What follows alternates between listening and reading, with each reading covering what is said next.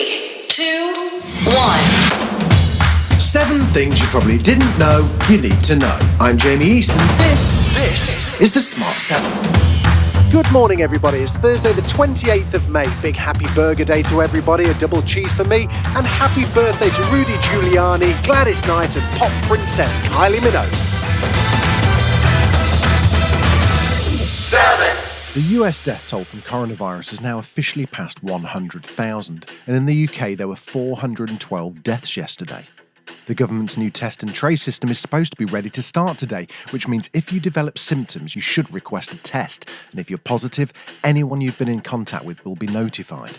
As this rolls out, Boris is still wrestling with the fallout of the Cummings not going saga, and he appeared yesterday before the Commons Liaison Committee, but wasn't in a mood for any inquiry. Quite frankly, I'm not certain right now that an inquiry into that matter is a very good use of official time. We're working flat out on coronavirus. Labour MP Yvette Cooper was pretty clear about her thoughts on it. The reason you're not giving people a straight answer is because you are trying to protect Dominic Cummings. The reason you've sent all of your ministers out to say fudgy things and unclear things is because you are trying not to incriminate Dominic Cummings and you don't want to apologise for him. The problem is that means you are putting your political concerns ahead of clear public health messages to parents who have coronavirus. 6.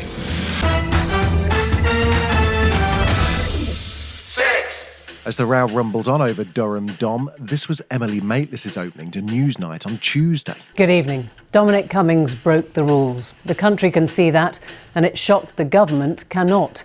The longer ministers and Prime Minister tell us he worked within them, the more angry the response to this scandal is likely to be. He was the man, remember, who always got the public mood, who tagged the lazy label of elite on those who disagreed. He should understand that public mood now, one of fury, contempt and anguish.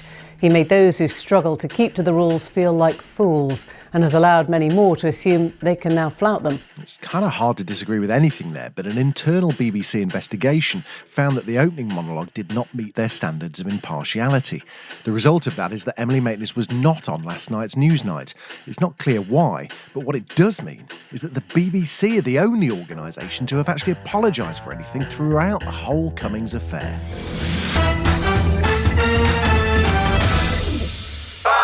So, yesterday, Twitter attempted to fact-check Trump, and so Trump World went all out to attack the head of integrity at Twitter. Here's Kellyanne Conway directing an army of trolls to attack him for daring to correct Trump's lies about voting. The name of somebody at Twitter, he's the head of integrity, and his name is Yoel Roth. He's at YOYOEL. Somebody in San Francisco will wake him up and tell him he's about to get more followers. This guy is constantly attacking Trump voters, Trump, Mitch McConnell, you name it. And he's the head of integrity at Twitter. Yo-Yo-L is his Twitter feed. Go and read what he said. We fly over, the racist flyover country who voted for Trump. It's just horrible the way he looks at people who otherwise should have a free and clear platform on Twitter. Turns out that's probably not even the right guy, and Twitter CEO Jack Dorsey spoke up to take personal responsibility for his team's actions. Now Trump's threatening an executive order about social media, but it's really not clear what that's going to do. 4. Star Wars star John Boyega has been busy on his social channels in the last few days. He's rightly furious over the brutal treatment of a black man in Minneapolis called George Floyd. Video emerged of a white police officer kneeling on George's neck, and he then died in custody. There have been huge protests in the city for 2 nights now, and the cop involved had multiple previous complaints about him. John Boyega spoke out about racism and was attacked online for doing so he went live on Instagram and really spoke his mind. Any racist shit, that's straight up block. It's fine. It's ready. Don't need you on my page.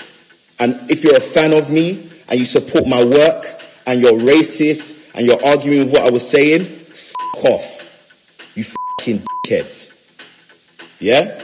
So I straight up like that. That's how it's going to go. And throughout my whole career as an actor, I want to let you guys know this. I'm not the guy. I'm not Hollywood. I never ever left the UK to go and live in LA for over a year. I never did. I'm from London. I'm from here. We have different f***ing rules. We're real. We speak truth.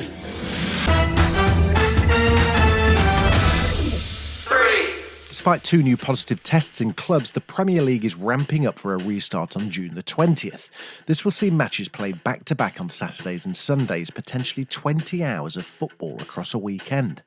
Spurs manager Jose Mourinho told Sky Sports that his squad will be ready. They are training, of course. Training is what it is. Training has a lot of limitations. We cannot compete. We cannot do ones against ones. We have to keep a certain distance. We cannot compete. So we are in this moment just for a few days in groups of 5. Before that, everything was individual.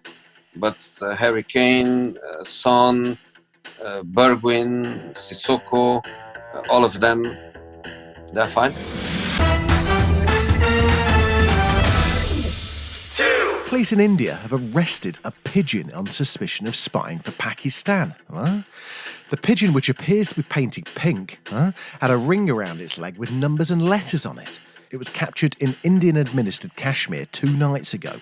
Now, we at the Smart 7 are fortunate enough to have been able to organise an exclusive Skype call with the pigeon, who wants to be known as Peggy. Peggy, what the hell happened? You were trying to organise a coup?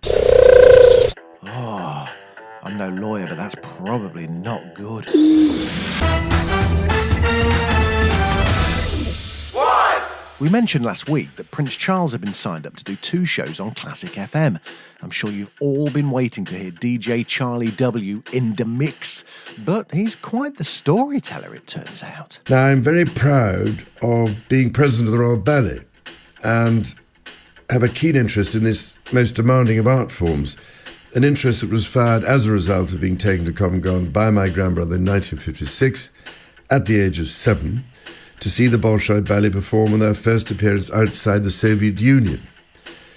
The entire visit nearly didn't happen after a Russian discus thrower, of all things, by the name of Nina Ponomareva, was arrested for shoplifting, which caused a huge diplomatic row, and the case became known as Nina and the 5 Hats, which sounds rather like a ballet in itself.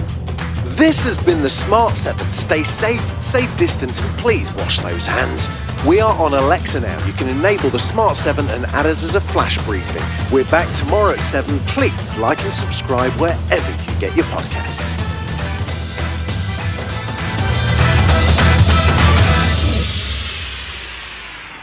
Rule of 3. We're people who make funny stuff. Talk about something funny that they love. Because I remember as a kid thinking that's a really good old-fashioned gag, but it's also nasty. The actual VHS, this is clearly sufficiently important to me that this went to house moves as well. There is that joy and that slight fear as well about who's going to say what. Everything from Airplane to Bottom. From When Harry Met Sally to The Muppets. Trying is good, aiming high is good, being ridiculous and not being afraid of failure is good. I think that joke is so fucking funny. Again, I just think this is hysterical. It's beautiful stuff. Rule of 3 from Great Big Owl.